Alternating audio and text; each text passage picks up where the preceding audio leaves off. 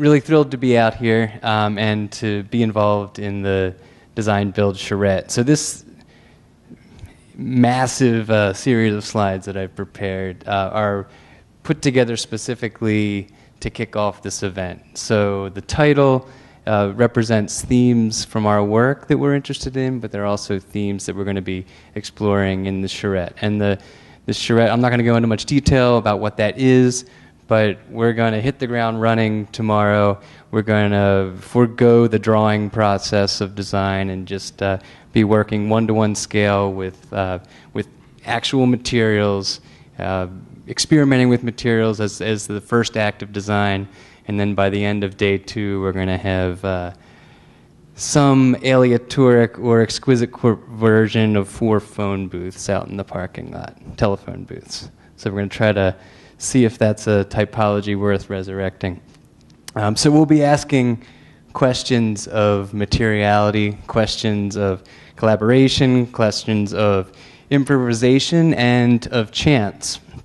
And of course, above all, questions of how the form of architecture can also awaken a form of human experience, of questions that come from within the practice of architecture, ideas that come from living and working in urban environments, questions that are of our time but are not neglectful of things that do not change, things that have always been the same. I'm just going to go through these words because they're important themes of the design build exercise. Synthesizing involves taking things that are unrelated, combining them, and making something new.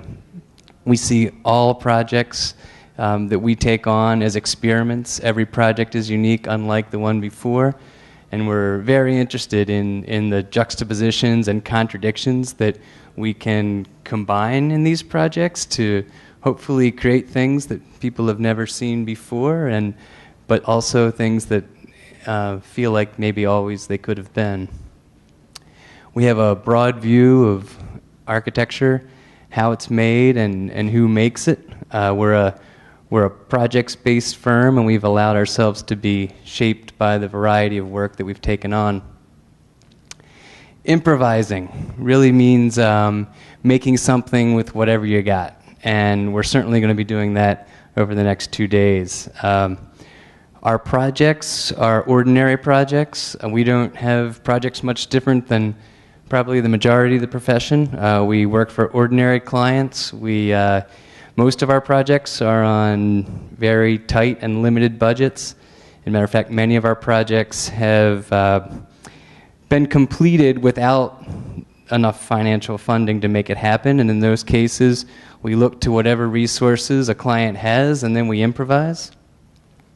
And improvising really requires a strong relationship between the architect and the craftspeople, the subcontractors, the people that make things. And we often talk about a similar relationship between composers and performers in aleatoric compositions. That's a word Jennifer mentioned earlier.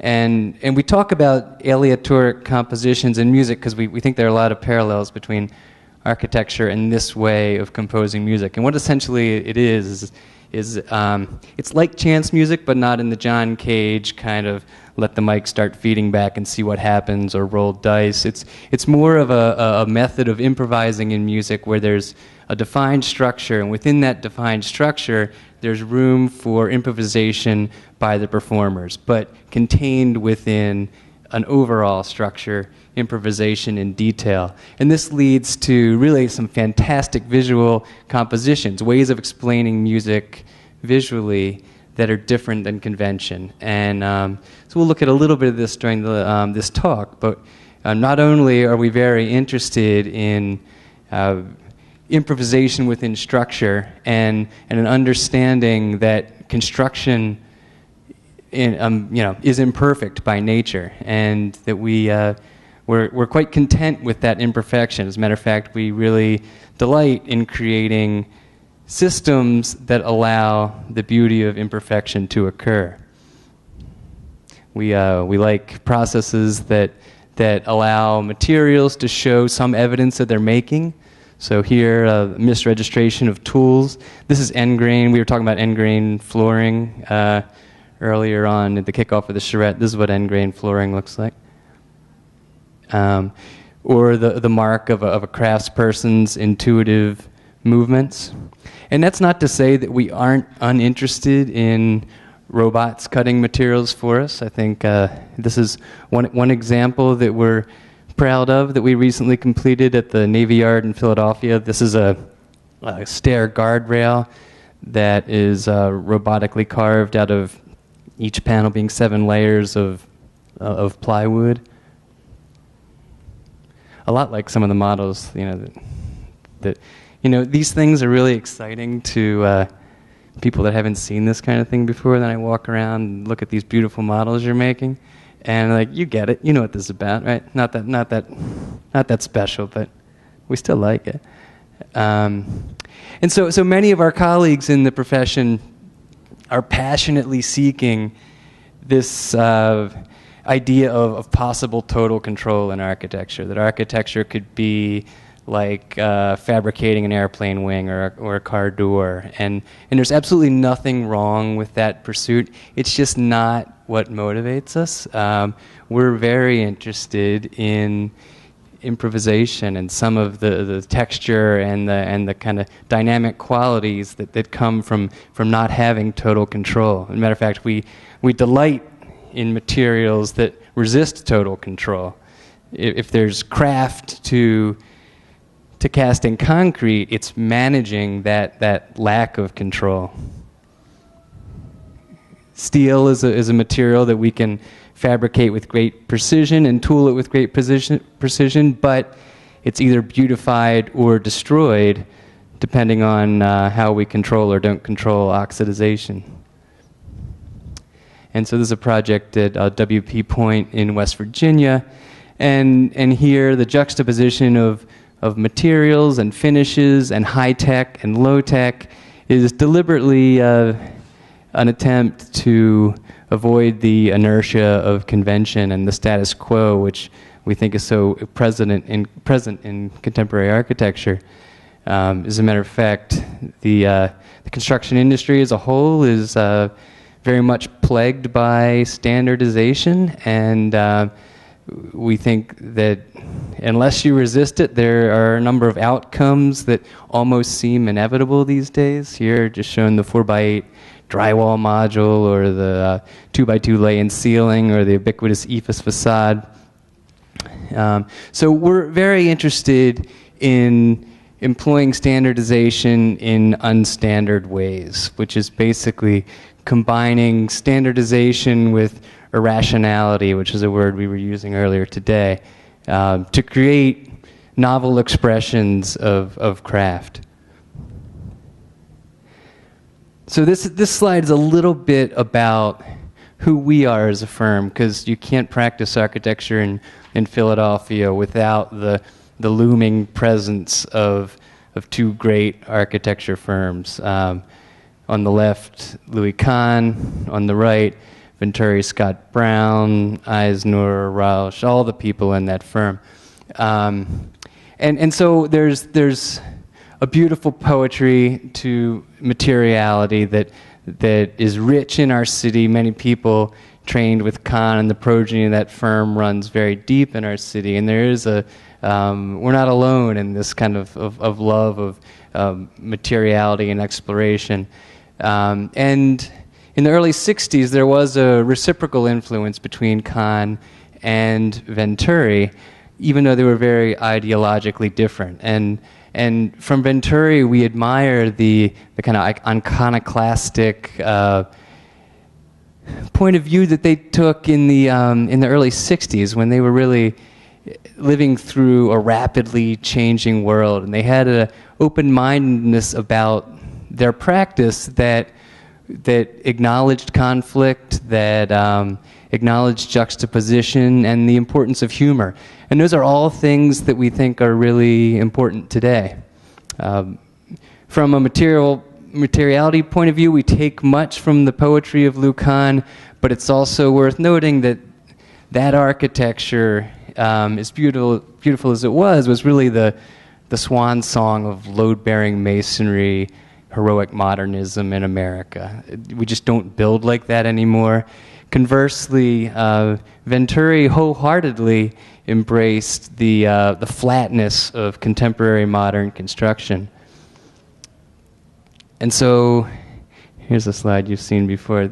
So this is what we get. The contemporary wall is made primarily of air. It is cold form metal framing and insulation. Most of this wall we have very little control of. We debate about things like the air barrier and type of insulation, and but for the most part, it's this 3/4 of an inch that we're left with for the communicative power of architecture. And so, as a practice, unlike Venturi and his love of the flatness, we really try to expand that 3/4 of an inch as much as we can. This is a recently completed brew pub, Dogfish Head Brewery in Rehoboth, Delaware, where the idea was to take that 3/4 of an inch and expand it to 6 feet and include windows and booths and mechanical systems and this idea of a wall that was enormously thick, so thick that the program and everything could be woven into it. All right. So get ready. Here come the boondoggles. So that was another promise, was that we were going to talk about boondoggles.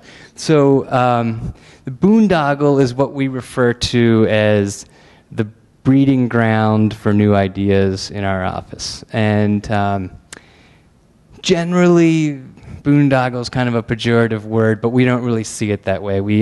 These are little experiments that we've done since the founding of our firm that we've learned a lot from. In almost every case, whether it's a success or a failure, these boondoggles scale up to much bigger ideas, often for institutional clients, real projects, dead serious architecture.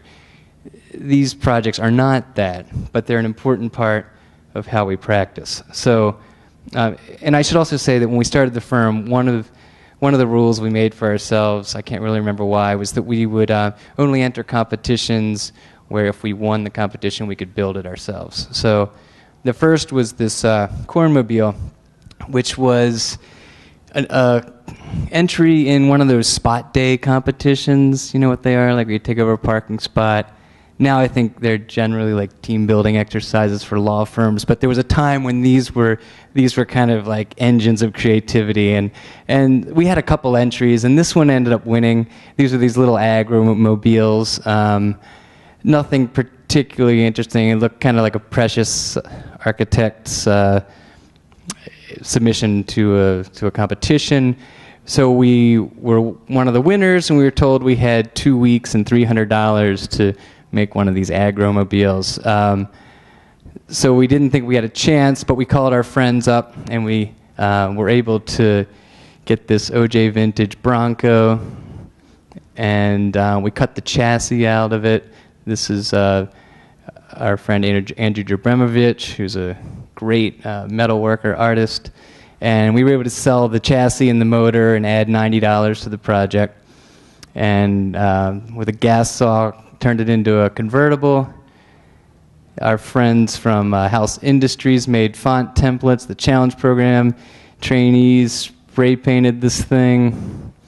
A farmer from New Jersey donated 114 stalks of corn, and the cornmobile was born and sat for a day out in front of Williams-Sonoma, and then was carted off, and brought a considerable amount of delight to a very refined street in Philadelphia. And this was an important project for us because we had just started our practice, and we were coming out of a practice that was very detail and control oriented, and it was a good exercise in treating architecture as something just much less precious than architects generally treat architecture. And I think this project has stayed with us despite its kind of lunatic form.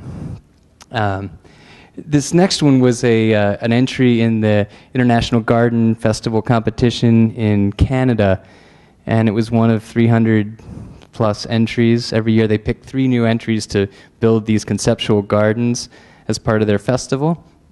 And that year the theme was paradise.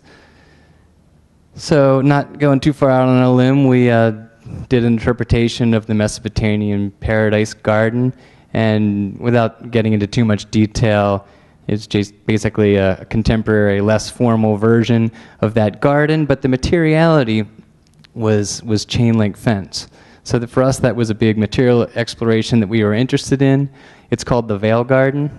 So, there were some themes about paradise being unattainable and the sort of the contortion and challenge that it would take to really experience this garden versus the Mesopotamian precedent. So we did all these detailed piece drawings with the expectation that when we got up there, we would just put some finishing touches on it and join the party. But when we got there with a 2.25 days before the party, this is what we were confronted with. So they had the poles in the ground, but there was clearly a lot of work to do. And we weren't totally deterred till we realized how difficult it is to work with chain link fence. It's a really, if you're not using it in the most standard way, it resists trapezoids, it resists customization of almost any sort, and it's extremely heavy. So we learned a lot that first year. And this project, by the way, is going into its 10th year. They usually tear these down after 2 or 3 years, but we've come to love going up there every year and changing it. And we've changed it so much that maybe they just feel sorry for us and they won't tear ours down. So this was a year that we were constantly frustrated by the short growing season in Canada too.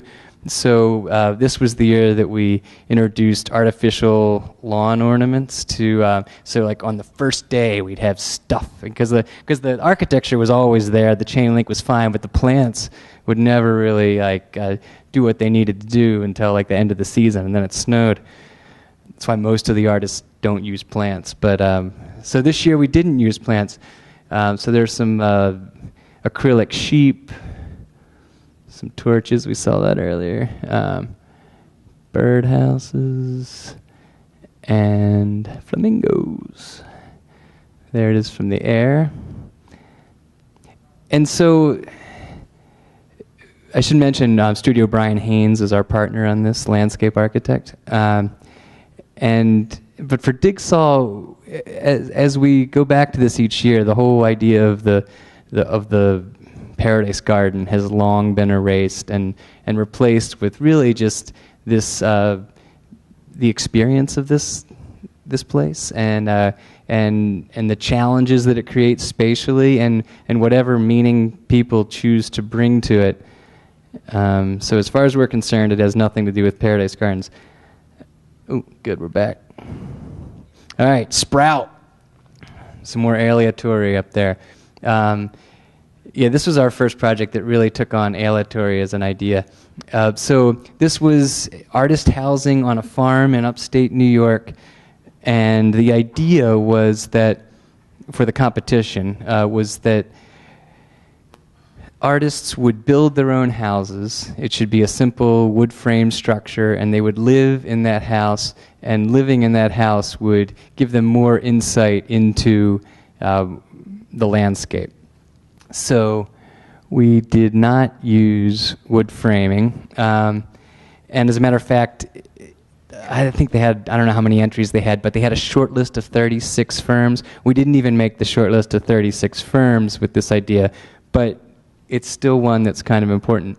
And I'm just going to describe it till it comes back. There it is. So if you follow these from the upper right down and then up and then down, the idea was that you'd start by mounding some earth. You'd basically you'd build some nicely shaped contours, and then you would auger drill in the valleys of those contours some pits that became formwork for concrete. And so you would pour a concrete structure over the earth forms and then excavate the house, and you'd excavate it down to about 3 feet below grade. So depending on the height of the artist would spend their day with their horizon just sort of glancing over the ground level. So if the goal was to get in touch with the ground, this position 3 feet below the ground we thought would be a great way to do that. There is only one image for this. Another image. Is it me? Okay.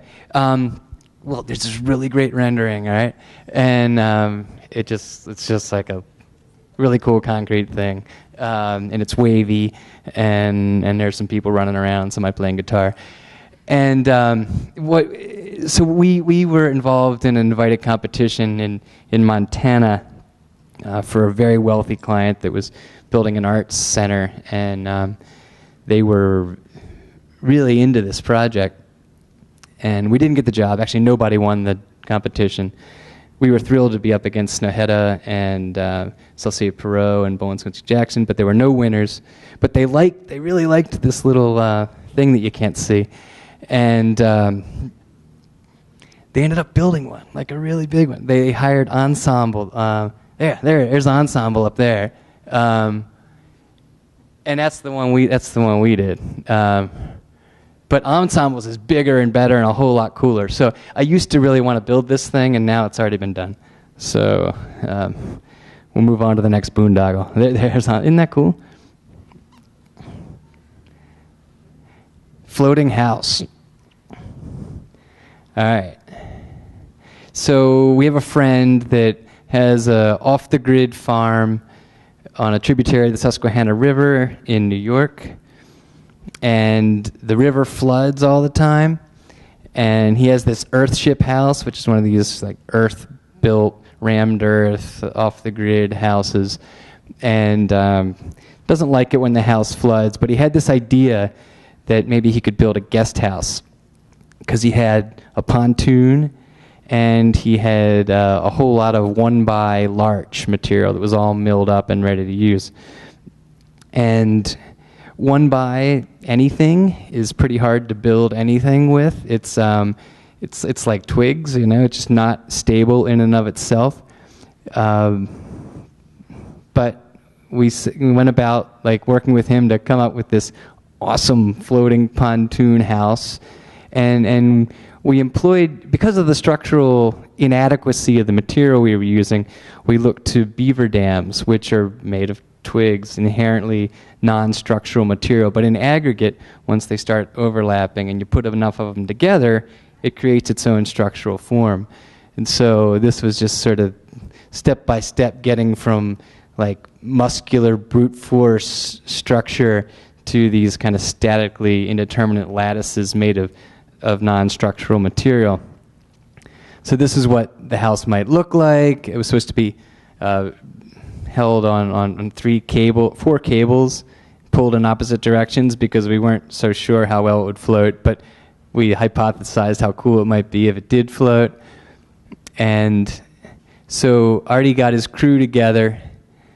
Beer is important because I think they were fed in beer that weekend. And at the end of one weekend, this is where they got, which was pretty good. And the following week, this was untethered. Another storm came through and the whole thing fell apart. So that's what became of the floating house. Terra curtain. Anybody ever had aspic before? One. It's like this Jell-O mold stuff that was popular in the Betty Crocker cookbooks or something like a long time ago. But you'd take this to a party in the late 60s and you were right on. So we were asked by the Center for Architecture in Philadelphia to, in preparation for the AIA convention, which was in our city 2 years ago, 2 or 3, something like that, to help them accept a $10,000 donation from a terracotta manufacturer and a donation of all the material we needed to build a screen out of their products. And I was on the board at the time for the center, and I said, yeah, do we really want like some techie, terracotta screen? And so they sensed that DIGSAU was volunteering to come up with something. So it became our job to do something with a free donation of terracotta, which is really a wonderful material, a material that we've had no luxury to use because it's more expensive than any our clients can afford. But what we became enamored with was the cross section of the material, and these are samples really. Like the material itself is like 4-foot long versions, 8-foot long versions of any of these shapes, but they're really quite spectacular cut and cross section. So we sliced up a bunch of these with the terracotta manufacturer Schilden's help, and tried to figure out what we could do with them. And I guess in Philadelphia con world, people talk about agency and what materials want to be and all that stuff.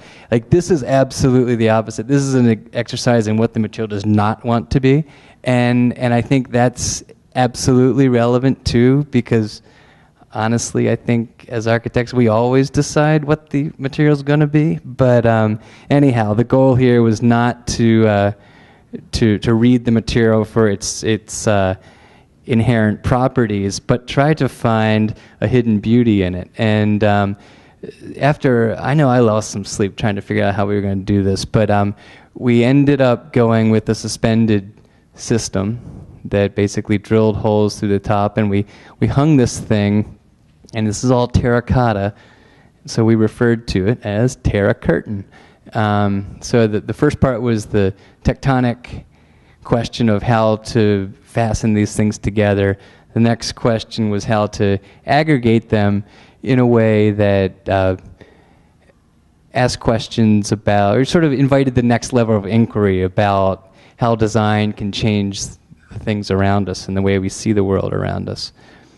And so those are some, and these are all just put together with zip ties, and then the wall got a haircut when the zip ties got trimmed. And on the right you see the Terra Curtain, which was up for about 2 years. And they had different ideas for the Center for Architecture, so they took it down. But it didn't fail. A drunk person did barrel into it once, and it was slightly damaged.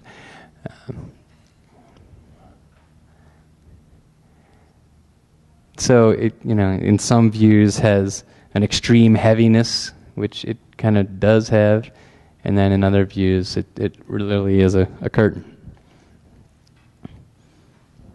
All right, so those are the boondoggles, and there are many more, but those are a couple that I wanted to show because I think in every case, ideas that we've taken from those projects have scaled up to other projects.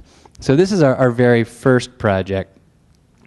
This is the project that allowed us to quit our day jobs and start a firm.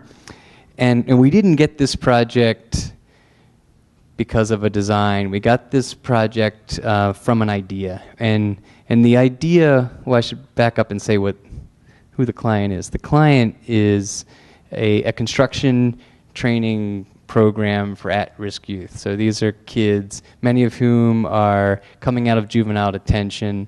They're hopefully working on their GED. They have no employable skills, and this program helps them get their life back together. And part of that is teaching them construction trades. So woodworking, boat building, and repairing and demolishing old houses in Wilmington, Delaware were kind of what they did, but it was all based on wood. And our idea that got us the job was that the trainees could take on the whole process of making their new headquarters. And this is one of those clients that didn't have the financial resources to build their building. But what they did have was an abundance of low to no skill labor, and they had an abundance of material that was dropped off regularly by people that are doing demolition work, or they pull a log out of the bottom of the river. These guys know what to do with it. So the trainees tied rebar, helped pour the footings and foundations. The whole building was designed structurally with no welds, so the trainees, under the supervision of a superintendent, were able to use a torque wrench and erect the frame, which is an extraordinary thing that we could find a steel superintendent who would allow that, but he was just interested in the program. And so I think one of the students did actually go on to be employed in the steel erection trades. We saw him earlier. And then the cladding of the project is maybe one of the more potent parts of the story. And there we looked to quilt making, where many hands work together to make a quilt, and the imprint of each hand is left on the quilt when it's aggregated as a whole.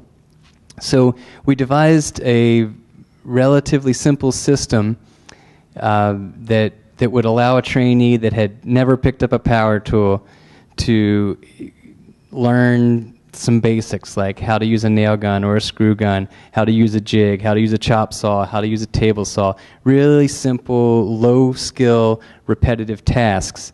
And each student probably made 1 to 3 to 4 to 10 of these panels, which were made of any species of wood they wanted. It was a rain screen wall, so it was ventilated sufficiently that we felt we could use any species of wood they felt that they had on hand that would moderately endure the elements. They also have the capacity to make new ones if they fail. And so every one of these is 47 3/4 inch by 47 3/4 inch on the dime. That's the control. That's kind of the aleatoric structure within which total improvisation is allowed. And so hundreds of these panels are fabricated, and like everything else in the building, put in place by the trainees and their supervisors.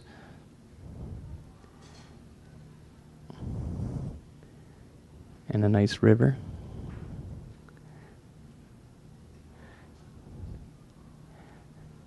And if you go to this place today, you'll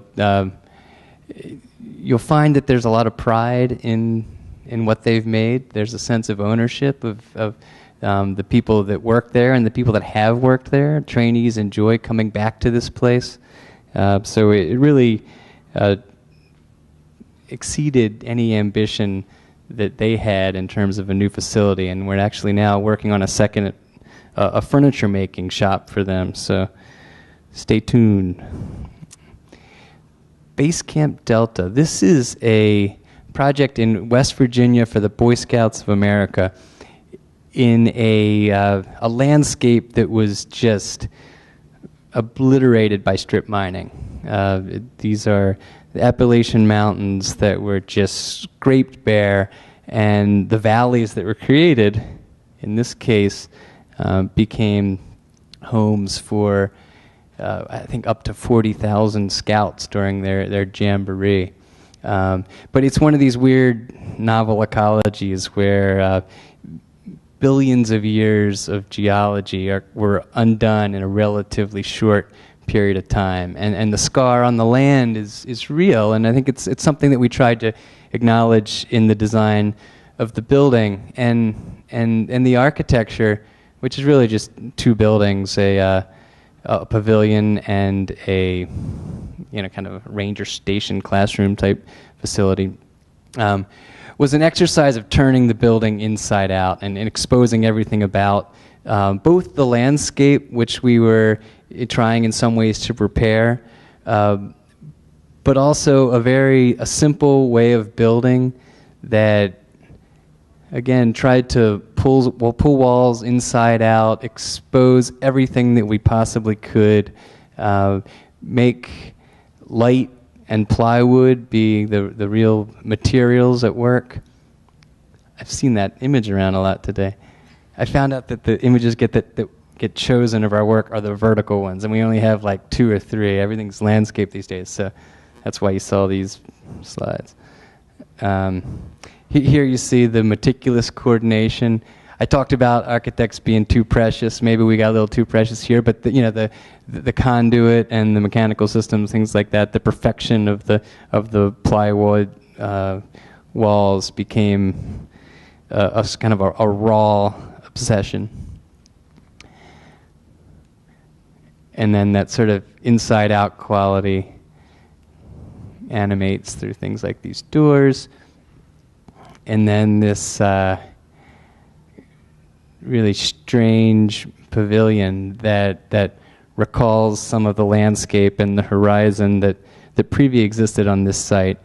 And it's it's a pavilion. It doesn't really tell you what it's about or how it's intended to be used. It's left very much to the interpretation of the user, and it's anything but the status quo. Quite out of the ordinary for a Boy Scouts of America camp. Some love it, some hate it,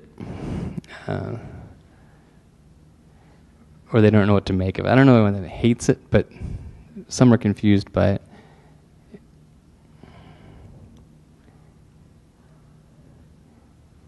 Sometimes confusion's a good thing. We can learn a lot from confusion and fear. All right, so this is a project that has a little bit of exquisite corpse to it, so pay attention. This is at Swarthmore College, just outside of Philadelphia.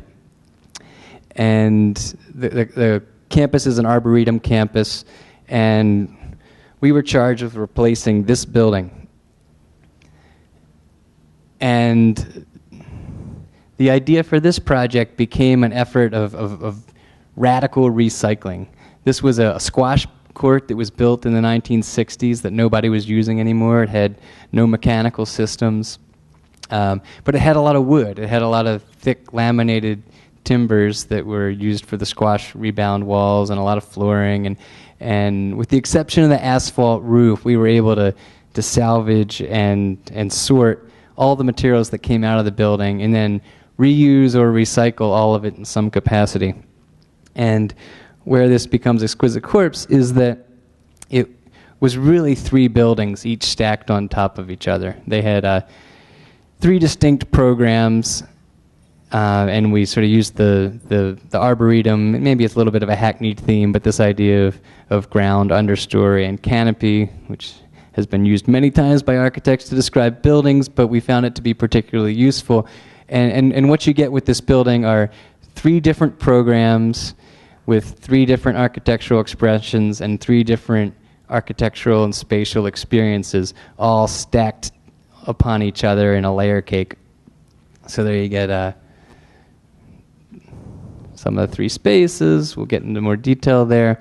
And this just shows how there's a different construction for each of those levels. I'll go top to bottom. The top portion of this project had a stucco budget, which we often find ourselves up against, and usually that's when we take control and try to bring the scope to our control in some way. We were lucky. This was a design build project, so we were able to work with the design builder at what we call supply side design, which is where you basically get on the phone and you call every material manufacturer that makes an interesting product that you'd be content to use, and you say, we're going to do something really great. Here's an image of what it might be if you cut the price of your material down to like 20% or something really, really low. And then you get ready for them to say no, no, no, no, no, no.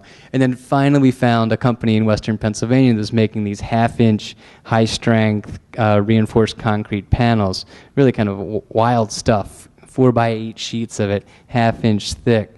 And they were interested. So we told them, we won't reject a single panel. We'll use your most basic dimensions, so you don't have to do a lot of cutting. In terms of color variation, usually people don't want that. We said, let the controls go. Like, we don't care. We'll accept every panel if we can get this at a discount. And we were able to. And I don't know if you can see. This is kind of like, if we turned off the lights, this would be really red. So anyway, this is not Venturi's flatness. This is this is basically the girts that exist behind every wall getting their day. And so this type of relief was the first time any material like this had done something like that, and it's the only time, as far as I know, that this material's been used in this way. But it referenced not only the canopy of the trees in the Arboretum, but a tradition of slate roofs that are throughout the campus, and certainly a supersized detail in the spirit of Venturi or Frank Furness. And then we got lucky on the fitness level. An alum owns a curtain wall company and donated all the glass. So we got a lot of glass on that level. And the idea here was that the experience of being in the cardio fitness space would be as close as possible to being outdoors. Initially it was more barn-like. Everybody says they want a barn, and then they realize they don't want a barn, especially places that have cold winters like Pennsylvania. And then maybe the most interesting part was the base. That was supposed to be concrete, cast-in-place concrete, which, as I said previously, we really like. But there's a window for when you can pour concrete in Pennsylvania, and that window had closed. And so on the fly during construction, we had to redesign because the contractor had fallen behind. And we then heard that Swarthmore College, who has a great tradition of beautiful stone buildings of all types, pretty eclectic mix of stone throughout campus, for 100 years had been throwing all their overstock and their offcuts in the Crum Woods. And none of it was organized. It was really, this is what it looked like. But we found out that this existed. And so we talked with this client, who was a wonderful client, and we asked them if we could have some of it. And they said, sure, if you want to go through the effort of categorizing it and working with it. So that's what happened. The stone was sorted, cut into pieces, and most importantly, kind of like the supply side design with the materials suppliers, we started interviewing masons. And again, it was this same pitch. You're not going to make any money on this, but it's going to be really cool. And we're going to make a wall that takes whatever your crew is good at, and we'll use that as the starting point to make a really great wall with all this stone. And so we did find a masonry contractor who was game, and we did some little mock-ups here. And this is kind of an aleatoric construction drawing. We've often said in the past to craftspeople, subcontractors, just go out and wing it, and do a couple of, and that's just not an acceptable answer until you give people some amount of framework. And so what we agreed on was a series of points, and these are just like a couple of dimension points, and then between those you could run a string, and that was enough. And so at that point the stonemason was like, all right, now I know what to do. But there's a lot of improvisation in between those stones, and this guy, he takes his grandkids to see this. We'd show up on site and ask him he'd ask us how he was doing, and we'd of course say, hey, it's great, keep going, this is beautiful. And so this is some of the finished product. So it's this stratigraphy that accesses a full history of 100+ years of Swarthmore's campus, even including a baluster from the original Swarthmore gate. So also at Swarthmore College, that project went really well, so they invited us to compete to look at a site on campus where those blue foam boxes are, where they, for years, had been trying to find a way to fit 130 beds and double the size of this residential enclave on campus. And they just weren't sure it was going to fit, so they held a competition, and we did what I think was kind of obvious to us, but apparently to no one else, and that was to engage the outfield fence and steal a little bit of real estate. I think all previous designs for this site had moved 20 feet back from the fence, and as a result there was no room to put a building. Maybe it's because I grew up in Baltimore and went to Camden Yards or spent time here going to the Giants Stadium, but we knew there was this rich history of urban asymmetrical ballparks, and that they're really popular and really exciting. And if you steal 20 feet from a left field power alley, you just make the fence a little taller, a la Fenway Park or something like that. So despite some initial trepidation on the client's part, we said, let's talk to the baseball coach. The baseball coach might love this. They were afraid the baseball coach would hate this. Well, the baseball coach loved this, and so we were able to get enough space to actually make a residence hall that had 3 buildings that roughly in scale matched their nearest adjacent residence hall building. And stealing from your neighbor here, one of my favorite parts about Giants Stadium is this right field wall where without a ticket you can go to McCovey Cove and you can walk up and watch 3 innings of the game without a ticket. So you can stand right behind those fences and the right fielder's like right there. It's one of the coolest things in Major League Baseball. And so we employed that same strategy, but incorporated it into the student lounges. So here we see the outfield fence with a home run terrace and lounge spaces, kind of like Giant Stadium, that look right out onto the field.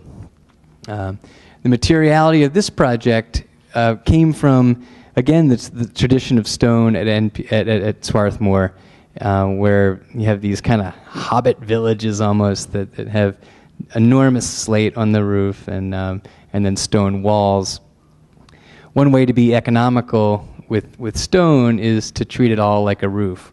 Walls are a little more expensive; they're heavier. Roof construction is built with thin shingles. So we were able to come up with a solution that was economical for this project to clad the whole thing in stone. And every stone on this project is a slate, but it's a slate used in different forms. So it's slate shingles on the top, and then slate sculpings on the bottom. I won't talk about this wall section. So here we see the detail at the bottom where the slate kind of comes out almost like a bell bottom and then turns 90 degrees, and the load-bearing slate wall begins. And then we were able to save money by using slate shims. I know this doesn't make sense, but coursed stone actually costs a lot more money than random stone, so we were able to devise a system of taking offcuts for that and making little shims out of it. So the stone from the top kind of turns sideways and becomes part of the wall below. And then all of this stone is split rather than cut, and we did that for 2 reasons. One, it's cheaper, but 2, it really exposes the physicality of slate. And it's really, slate's a remarkable material because it's just made up of these thin geological layers. And so this allows you to see what the face of one of those layers looks like. At the same time, you see it split in the opposite direction. So what we consider to be a pretty fascinating geology of that material is on display. And there's a dude having a selfie or something. I don't know what he's doing. Must like the slate. And so there's the home run terrace. This is a Division III baseball team. They had never won their conference ever. They barely hit home runs. So the coach was thrilled that there might be something to aim for. And they sure did, and this is the happy ending. They, for the first time ever, they won their conference. They beat Johns Hopkins in the 10th inning in the first year in their new stadium, and maybe they had about 40 students a year typically watching their games. I don't know. There's got to be at least 100 up there on the home run terrace watching the championship game. So it's been great for the baseball team. How are we doing on time?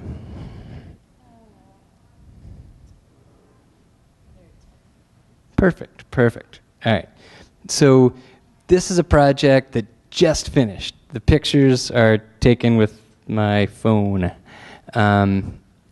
So this is in Philadelphia, and Fairmount Park is one of the largest parks in this country, and right in not in the middle of it, but in it, sits this gigantic reservoir where the arrow is pointing. And it was built in the 1870s. It was a monumental task in terms of, or a feat really, in terms of urban infrastructure engineering. And it was built with shovels and horses, probably by immigrants in the 1870s and 80s.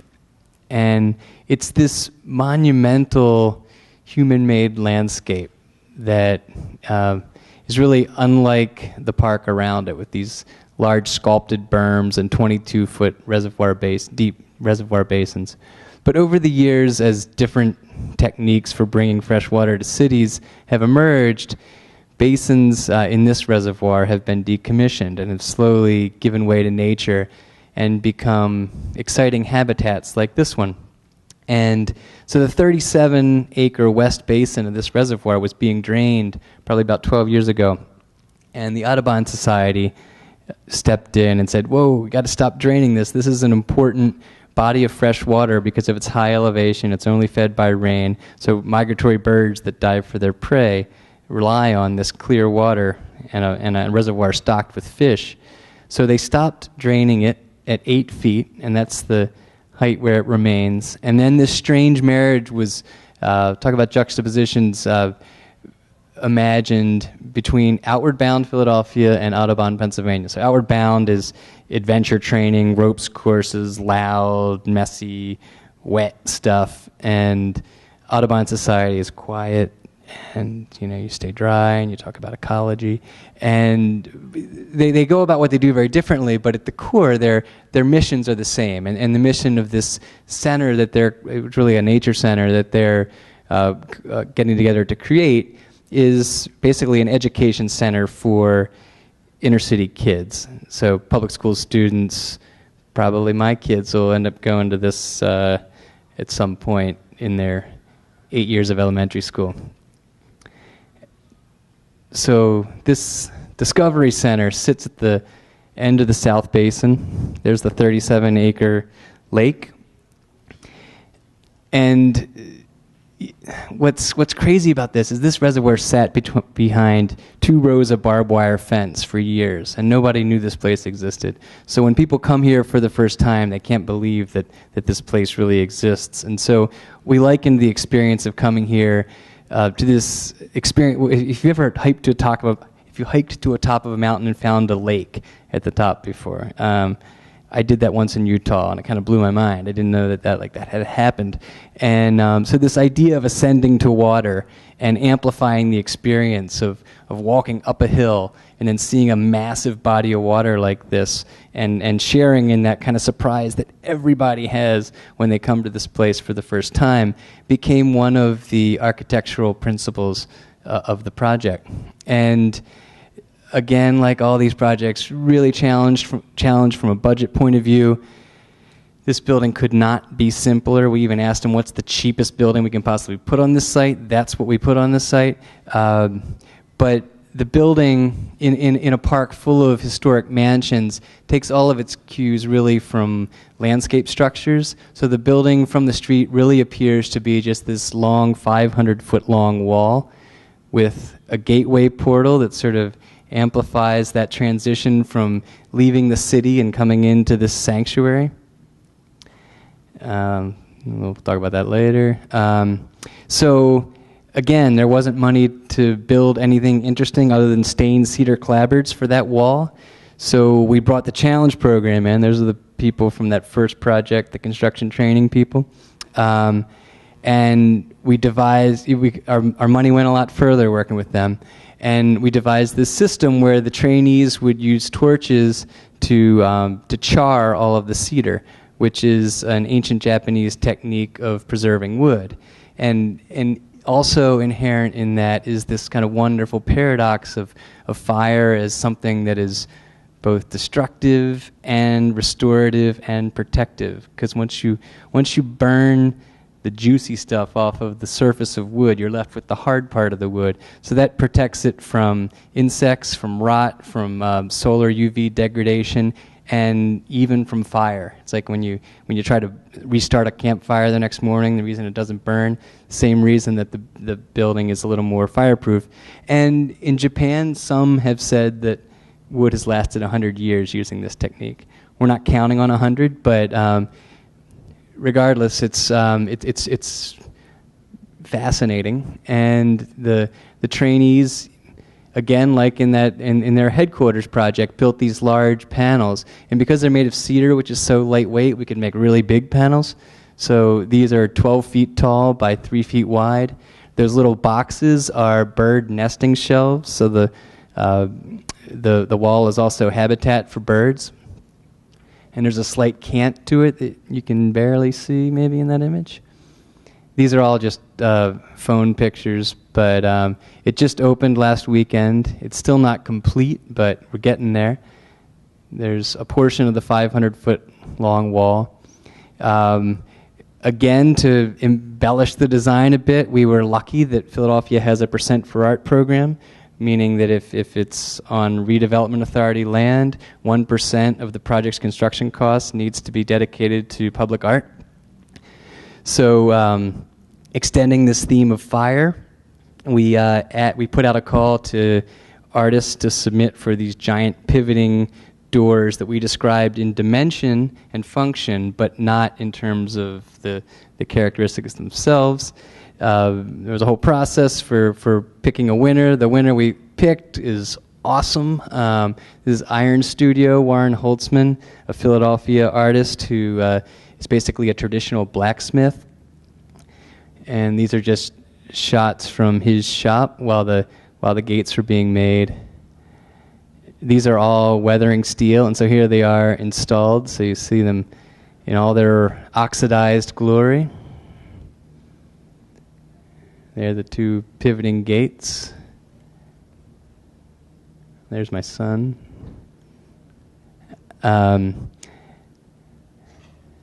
Here's another view. And then one more component I'll talk about this is that preventing bird strikes. I don't know if you're aware of this as an issue in architecture that's growing in significance. More than 1 billion birds a year are killed by buildings. Like cats kill like 2 billion, but birds kill a lot. And so the Audubon Society, of course, can't have a building that kills birds. So we employed, rather than one solution, we tried to find as many solutions as we could and made the building a demonstration of low-tech to high-tech solutions. Here we see acid-etched glass, so that's hydrochloric acid on the number one surface of glass, and that prevents birds from striking it. But there's also this really cool rule that Daniel Clem at Muhlenberg College came up with, or it's a theory, but it's been reasonably proven that the birds will not fly between objects spaced 4 inches apart vertically or 2 inches apart horizontally. So here we see just simple paracord that Outward Bound uses, strung up and down on a 4-inch increment, and we'll keep an eye on it, but the hope is that no birds fly through that. The donor wall for the project was also seen as an opportunity to make a bird strike prevention wall. Donor walls are usually these tacky things made of art tiles that get pasted on the wall, and we wish they weren't there. So the idea here was make them part of the architecture. We didn't have many architectural tools to work with, so this bird screen honors some of the donors for the project. And there's a bird watcher.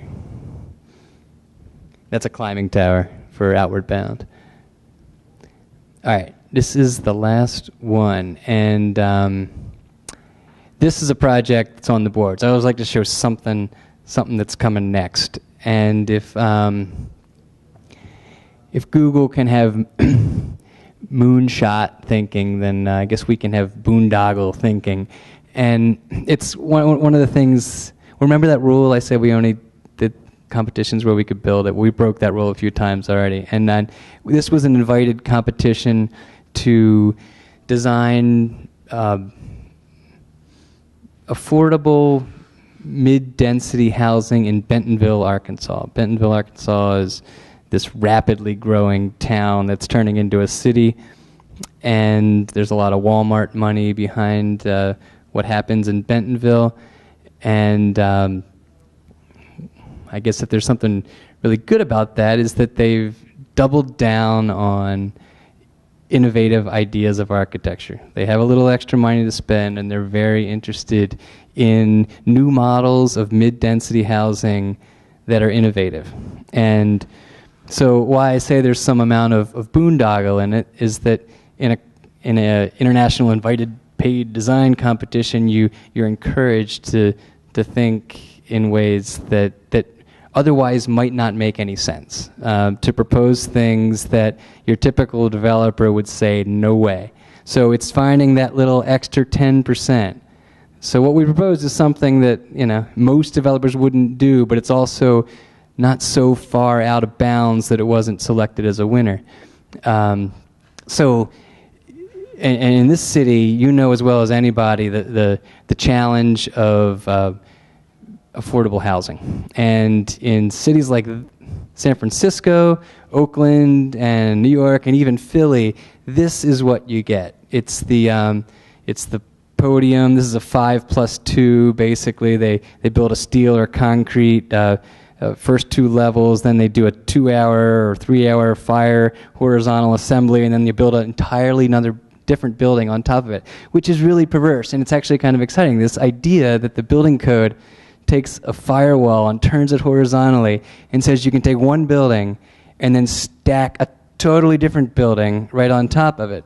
And that's really interesting. But really it's only been used as this kind of max for min proposition where you can optimize construction cost by stacking 2 inexpensive construction types on top of each other rather than a taller building that would require 1 expensive construction type. So what we get are buildings like the one on the left. I hope none of you are involved in that. But also what you get is this sense from communities that these podium buildings represent gentrification, they represent greed, and they represent architectural indifference. And you start to see reactions like this. I mean, we've certainly seen, this is in San Francisco, but you see it in Philadelphia for sure, that like one of these projects goes up and people understand that nobody cares. And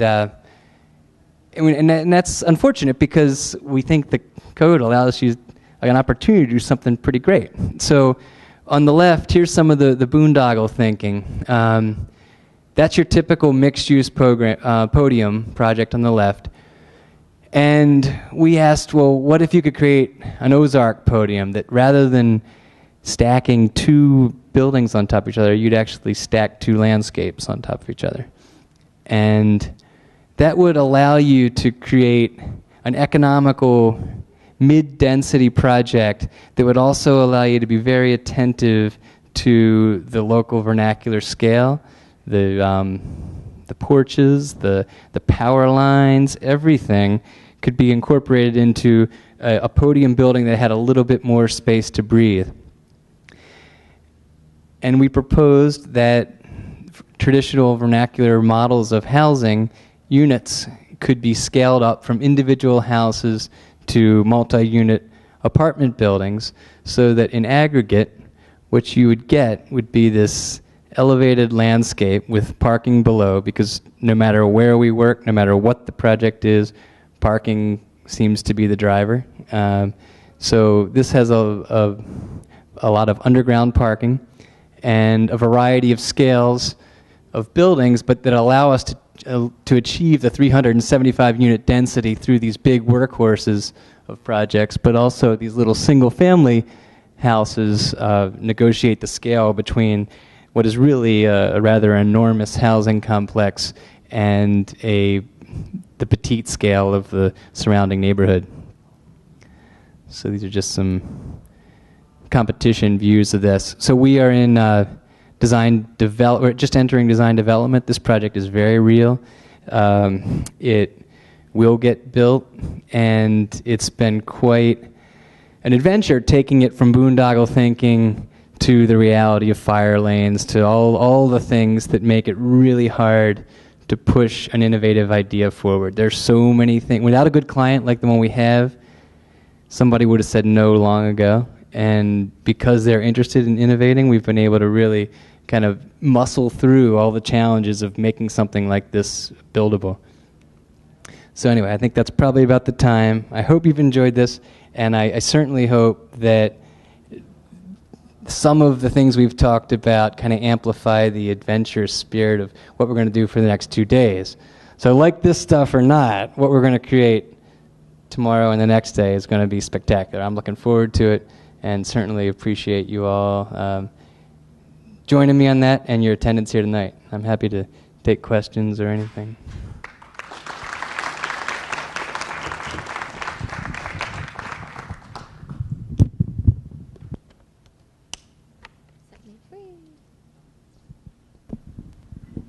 Thank you so much, Jules. So I'm willing to wander around and pass off the microphone. We really ask you to raise your hand so you can have a microphone before you ask a question. I hope there are people dying to ask questions because I think this has been a really thought-provoking and hopefully a little bit surprising presentation. Anyone?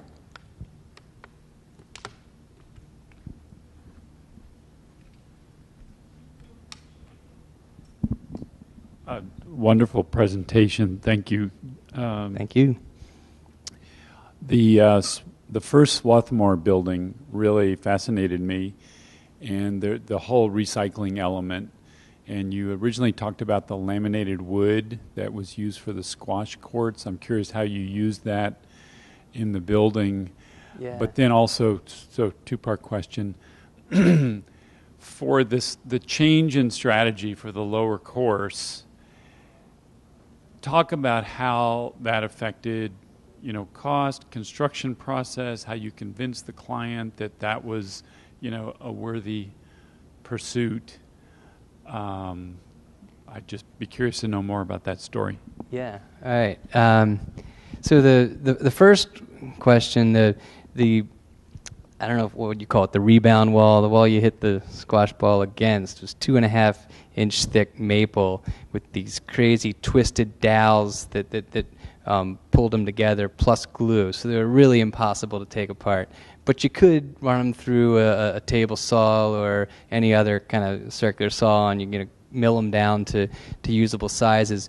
We made screens out of them. So there's on the third level, there's this gigantic architectural screen. And it's a pretty raw thing. You see those little ties exposed on the ends. All the casework is made out of that material, so you have these really thick. It's kind of like when you take apart a bowling alley. You get these big slabs of laminated wood. So it's perfect for casework. A little chunkier than your typical casework, but that was kind of nice. We made some donor walls out of it, little donor plaques, and then the remainder was used by a student to build a little shanty in the woods, which is really cool.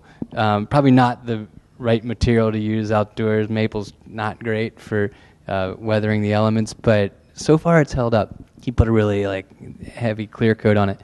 The second question was how we got the stratigraphy wall to come to be, and that was really just an example of a great client. You cannot make great architecture without great clients. I mean, it's just, we don't have enough of a role in the construction process where we can just say, this is going to be great, come on, let's do it. And the design build entity deserves a lot of credit because there was an enormous amount of trust there. We had worked with them before, so that's the builder. So design build, you've got the design half and the builder. In this case, we were contracted to the builder, meaning we weren't paid by the college, we were paid by the builder. We were the builder's employee, which can be a great model. It can also be a terrible model because usually the builder is the one left with the real financial stress at the end of the project, and that's when design gets compromised. This partnership has been a good one. We're completing another really exciting building right now with that builder. So they were in trouble. They were not making good on their commitment to the college. So they were looking for whatever solution they could. Changing construction systems was almost inevitable. And then there was the serendipity of finding this stone. To Swarthmore's credit, they cared deeply about their campus and the history of it, and it was a really easy sell. to say, as long as we were willing to do the legwork, interview the masons, kind of drum up the interest, and as I said, convince the mason they weren't going to make any money. Like, that didn't save the project a nickel, but it also didn't make anybody an extra nickel either. And that's how it came to be. So, it ain't always easy, but that was the right forces came together to have that happen. Anyone else?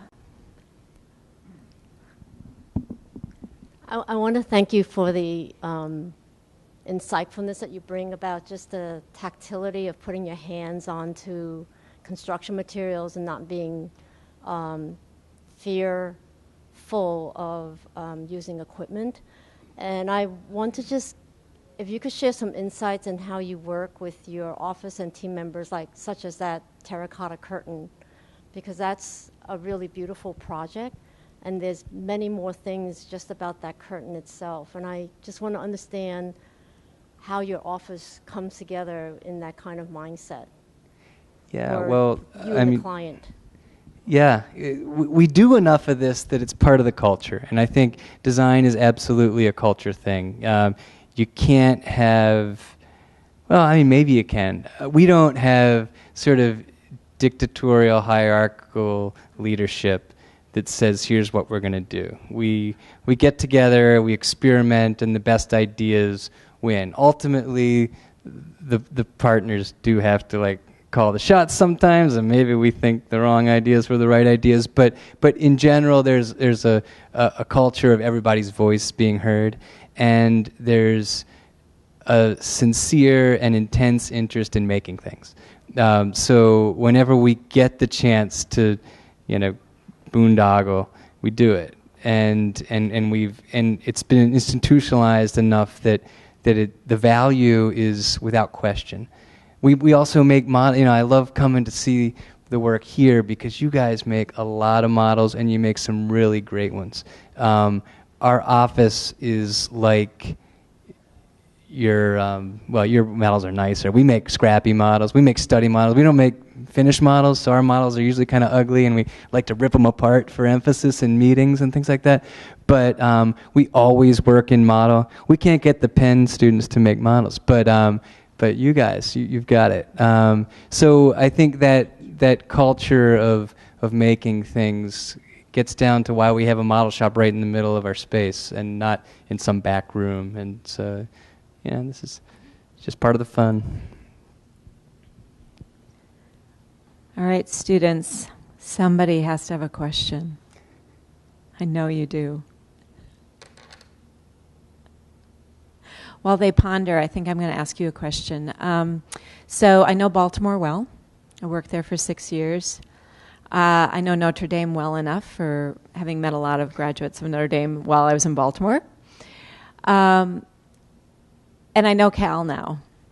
I don't know what it was like when you were there, but I'm dying to know what moment in those experiences fed who you are now in terms of this sort of fearlessness, the rules and rule breaking. There could be times where you understood which directions you didn't want to go, but knowing that the students are sort of sitting in this moment, and you're 11 years plus a few down the road, what are those moments that start to shape how you want to project where you want to be, and what, in particular, what led to the things that you really feel are important that you presented tonight? Yeah, well, I don't want to tell you my whole life story, but my friend Megan and I were classmates at Notre Dame, and they have a really I'll say it, retrogressive, sort of backwards neoclassical program that made no sense to me. It made sense for the first 2 years because I didn't know what architecture was. I think I entered as a physics major, but by the time we did what is really awesome about Notre Dame, which is they send you to Rome for a year, a couple of us were starting to ask questions like, why on earth are we drawing these temples and load-bearing masonry that just doesn't seem to have any relevance to modern life, or just didn't, not to us. I mean, I'm fine if somebody else wants to do it, but I didn't. And so returning from Rome, I fell on my face regularly. I mean, just did really bad kind of modernist projects based on the black and white books of Corb and Alto and whatever we had in that library. And I don't know, look back on any of them and say they were that good, but as an educational experience, it was great. And it was a bit iconoclastic, and being told that what you're doing is immoral, and somehow like thinking that like something like style or even tectonic could be the gauge of morality and immorality. But anyway, I had to go into reviews prepared, and that's when you really start thinking, when you're taking risks and you're failing, and I did a lot of that. But I really got excited about architecture. Like that was when I knew that there was actually something meaningful about it. Then I went to Cal to kind of cleanse myself, and worked with Stanley Sadowitz here, and that guy's like a god to me. He challenged me in a different way. I did my thesis with him, and he pushed me so far off the cliff that I just didn't know how to like find a safe return, and it was a terrifying and wonderful experience working with someone who I consider an artist and a mentor, and probably the biggest architectural influence on me as a designer. He's a poet. He's just an incredible person to learn from, and that was an entirely different way of thinking than what I had in my undergrad. And but regardless of like the added poetry that came from that, it came this just desire to question everything, like a total discontent with the status quo, whatever that is, and that's what keeps it fun. Thank you. All right, students, that sets the context. Someone must have some curiosity.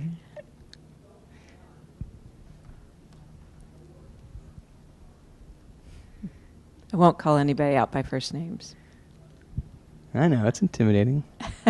I'm not mean. No, I'm not mean. There you go. Daniel. So starting off with the project, I always feel that starting is the hardest part.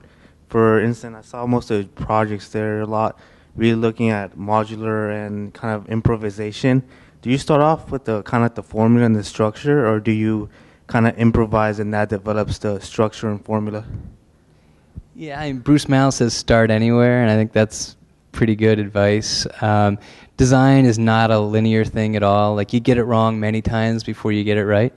And I think that, you know, when I teach, one of the things that's really something I want to impress on students is the ability to work, just to make things. And there are a lot of things that get in the way of that. Sometimes it's like being too bound to one medium. So like if you can be facile as a sketcher, as a model builder, as a on Rhino or Revit or whatever you use, and every other tool you can get your hands on, and you just have like demonstrate a commitment to like just making stuff. Honestly, like that's like especially like, and I'm a marginal writer, but like the only way I can write is just start putting something down on paper, like, and I just need to free write until something good comes out. And I think architecture is kind of the same way. We have sort of flashes of brilliance, moments of inspiration, but they only come, at least for me, as part of like just a stream of work, and kind of a willingness to fail, a willingness to make things that are bad. But then what happens, and I kind of remember this happening, is that you start to build an intuition that you don't think about, and your hand starts doing things that kind of impress you. You're like, hey, that's pretty good, and I couldn't do that before, and that's where I think artists and craftspeople, they're not born with it. They build up an intuition that comes from like years of failure and years of practice, and then slowly that the thing you can't explain, like everything you've collected, all the knowledge that's sitting in there somewhere but you're not accessing directly, starts to come through with your hand or whatever whatever your method is. I mean, and I think there's a way to do that on the computer. I can't, but I think the generations behind me can and will. So, yeah, it's like, that's maybe that's why they make you work so hard here in the school. It's building that intuition. Was that the answer to your question? Yeah, that gave me a good answer. Thank you. Thanks. All right. Any last questions to wrap up the evening? Great. So you started out the presentation with Kahn and Venturi, right? And Kahn always asks a brick, what do you want to be? And when you showed these concrete masonry, did you have a talk with the concrete masonry? With this project? Yes, yeah. I mean, this is not what the material wants to be. Yeah. But did you guess what it might want to be? Well, I know what it wants to be in terms of what it's been engineered to do. And it's been engineered for kind of a maximum efficiency. That's why it has this shape. It has like a strength that is not even really great compressive strength. It's kind of decent tensile strength. It's really, really hard to drill. So we fought it all the way, trying to drill through a porcelain sink. You can't do it. It's like a hard, dense, brittle material that it's fine with being cut. It absolutely doesn't want to be drilled. It's too heavy to hang and make any sense. So I think what it wants to do is how it's used. It wants to sit on these little girts. It's designed to be like clipped to a wall and repeated indefinitely. And it's not really a structural material. Its structure is just to protect itself from breaking. It has no real, unlike the masonry here, this is a load path material. This building does want to be something, or this material wants to be something quite different than this. This is kind of a marginally useful material that serves rain screen purposes really well, and if you like the way that it looks good.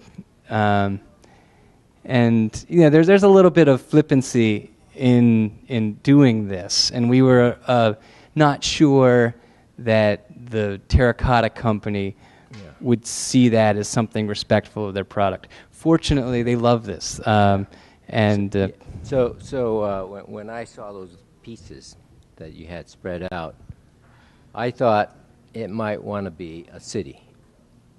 City?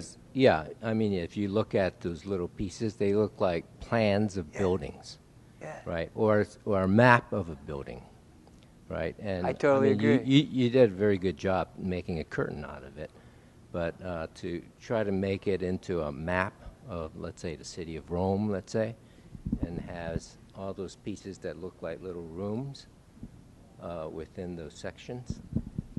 I love that. See, like that's... Yeah.